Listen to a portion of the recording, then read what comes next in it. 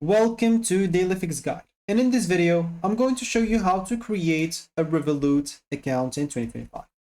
So as an example, you'll have to go and download the Revolut application on your phone. Once you do so, you'll have to go and click on it, and you should find, as an example, this in front of you.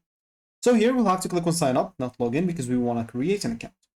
Once you do so, basically here, you can simply start filling up your information, starting by your phone number. So an example, let me just go here and fill up a phone number first. So I do have like this number. Let me just go and remind it. Like it's something like that. Of course, for you here, it doesn't show anything. Why? Because the share screen is trying to hide my information because, an example, I'm sharing my screen, so they don't want to show my information.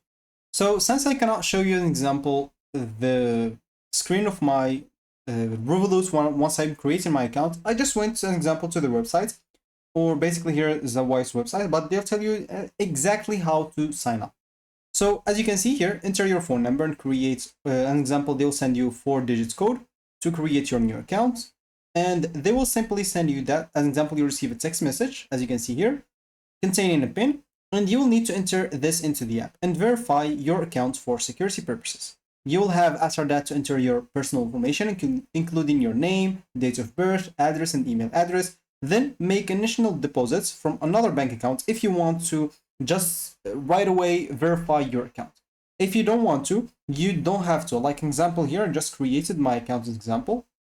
Of course, I changed from Android to iPhone, but it doesn't matter. And as you can see, I created my account without verifying my ID and without making any deposits, but my account will be disabled in 90 days if I didn't verify my account. As you can see, I have access to kind of all the stuff, but not all the stuff. Of course, I'll not be able to make any transaction or anything like that unless I verify my ID and do some other stuff as well, of course.